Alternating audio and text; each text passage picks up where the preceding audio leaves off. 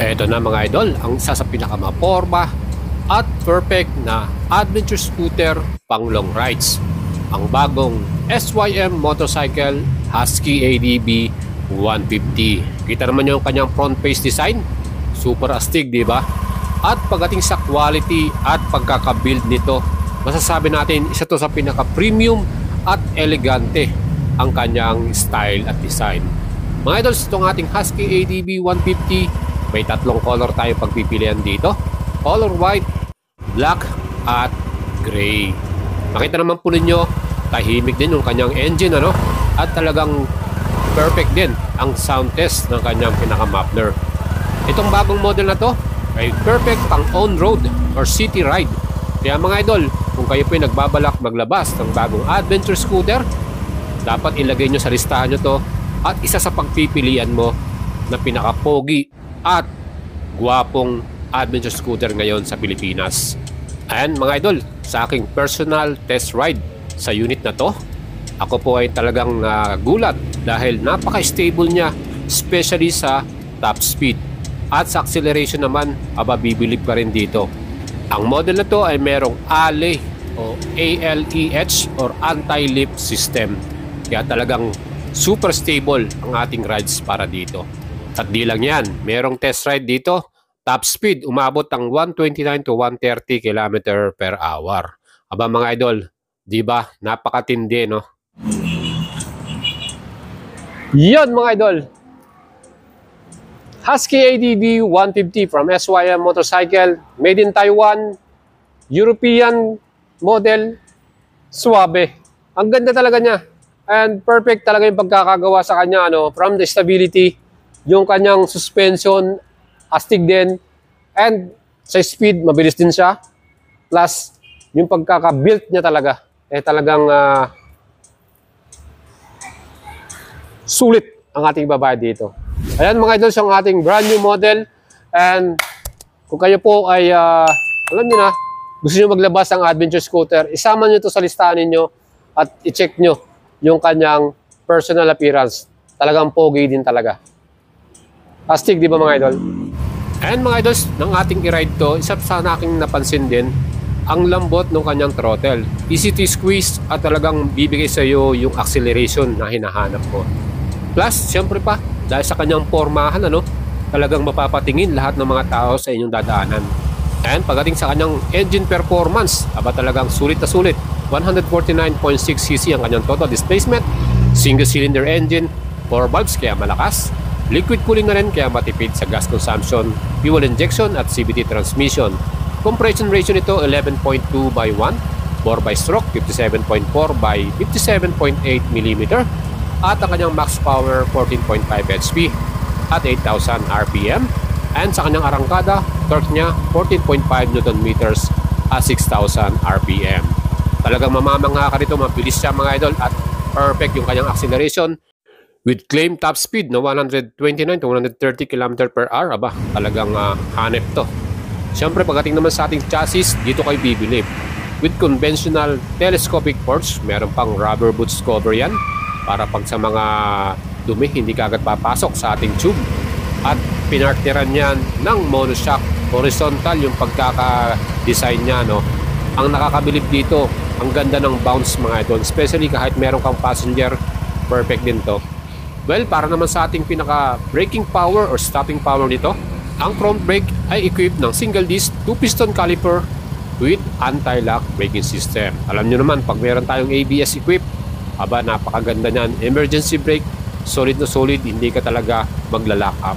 Pagdating naman po sa ating likuran na bahagi, single disc brake din to, 1-piston caliper by SYM, and equipped din ng anti-lock braking system. Plus, may safety features to na traction control. May sensor yan na pag nag-overspin yung inyong gulong sa likuran, itatama na yan. Kaya ang gandang safety features yan. Perfect ang ating adventure scooter na to. Ang forma rin ng kanyang alloy cast wheel, 5-spoke yung kanyang design. At sa sukat ng gulong sa harapan, yan po ay may sukat na 120/70 by 13 inch tubeless. And ang brand ng tires niya ay Kenda tires. Pagdating naman sa ating rear tire, ang sukat 130/70 by 13 inch, mas wider yung tire sa likuran, ano. So parehong 13 inch yung kanilang gulong harap at likuran. Pagdating naman sa dimension, ang wheelbase sa sukat ng ADB Husky ay 1,390mm. And pagdating naman sa kanyang pinaka ground clearance, meron tong sukat na 117mm. Pero para sa akin, medyo may kataasan ng konti yun. Ang kanya namang total weight, 153 kilograms. At ito nga equipped ng alley o anti-lift system kung saan mas stable ang ating acceleration at top speed. Para naman sa ating upuan, mga idol, dito ako bumilib. Ang ganda ng kanyang design ng upuan niya at comfortable talaga. Maganda yung foam nilang nilagay. Ang seat height ng ADB Husky ay 785mm. Kaya kung kayo po ay may average height na 5'5", 5'4", kayang-kaya nyo rin to. Ako po ay 5'6", at yan po yung ating magiging riding position. Almost flat-footed po ako dito sa Husky ADB 150. And yung advantage ng model na to, talagang pang Filipino riders din. At i-check naman natin dito sa kanyang pinaka-front. Meron ditong USB charger. Yan po, ready na to charge yung ating cellphone. Bili ka lamang ng cellphone holder, no, para ilagay dun sa inyong handlebar. Plus sa tabi niya, nandiyan naman ang keyless system na meron siyang backlight na blue, no? At inopen natin yung kanyang compartment. Mga idol, full face helmet, kasya po dito. So ang ganda, no? Marami tayong nilalagay na gamit, especially mga personal belongings natin, mga dala-dala nating raincoat, and personal belongings natin, mga idol. Iyan po ang ating compartment. Kita niyo yung upuan niya, talagang meron pa siyang equipped din na helmet hook. So pag tayo po ay nag-park at iniwan natin yung ating helmet, may papaglalagyan tayo. Another convenient para sa ating mga riders yan.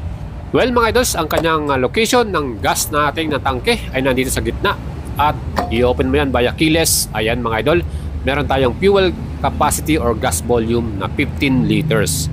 Kaya perfect itong model na to pang long rides, ano? Kasi 15 liters, tapos ang kanyang fuel consumption 40 km per liter.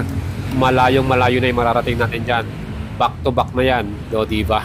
At meron tayong small compartment sa left side. Yan, may cover pa. So pwede natin ilagay yung mga small things natin dyan, gaya ng ating mga mobile. O diba, mga idol? Pagdating naman sa kanyang handlebar, makikita nyo talagang quality yung pagkakabuild ng mga materials dito, no? Especially yung mga switches and button, talagang matibay tignan. At meron din itong switch on and off ng ating engine. Perfect yan para sa safety na rin natin. Pagkatapos nating mag-rides, switch off mo na lang. And ito naman ang ating digital display. Yan po ay colored na rin, ano? Kita nyo yung mga information natin dito. Meron siyang traction control system. Pwede nating switch off, switch on yan. Depende sa inyong preference. At yung mga indicators, kumpleto na rin. RPM, speedometer natin, at yung fuel gauge plus clock, signal indicator, high and low beam. At mapapansin nyo, tumutunog or merong sound yung ating signal indicator dito. Napakasig talaga ng pormahan ng ating front headlight, ano? With daytime running light na LED ang kanilang ginamit na ilaw. Sakto rin sa likuran, pare-pareho silang all LED. Kaya mga idol, ito na ang pinakapormadong adventure scooter ngayong 2024. Kung balak mong bumili nito, available na yan sa mga kasa, no? Yung kanyang windscreen ay nakapix, ano? Hindi natin pwedeng i-adjust. Pero yung material niya talagang matibay yung pagkakagawa. Plus yung ating footrest, yan din, no? O diba? Quality talaga lahat ng mga parts nito. Yan po yung kagandahan sa SYM Motors, ano? Siyempre, ito po ay distributed din sa Europe. Talagang yung mga quality niyan, international standard, ano? Yung mga plastics, yung pairings, makikita mo talagang looks very good at matibay. Mga idol, ang ating presyo dito sa Pilipinas, SRP 152,900 pesos. Kung bibili nyo ng cash to, may additional pa kayong LTO 3 years na 3,000. At kung gusto naman nyong i-apply ng in-house financing, yan po yung ating nakuha, 15,200 ang down payment. Ang ating namang 3 years to pay or 36 months, 6,675. Affordable na yan dahil meron ka pang rebate na 200 pag maaga kang magbayad. Kung apply kayo ng in-house financing, siyempre kailangan nyo ng mga requirements gaya ng proof of income ninyo, bank statement or proof of billing ninyo, barangay clearance, co-maker, at siyempre government ID po to. And if you want to purchase this unit, mga idol, pwede po kayong matulungan para ma-secure yan at para sa mga dealers na malapit sa inyo. PM lang kayo at send message sa ating Facebook page, Boy Salabarria. And sa mga nanood ng ating video today, please leave your comment. Ano po yung masasabi nyo sa bagong scooter na to from SYM. Again, thank you sa ating sponsor, Axer Helmet, Premium Gears, MSK, Sapper Tire, and follow nyo ako sa ating page.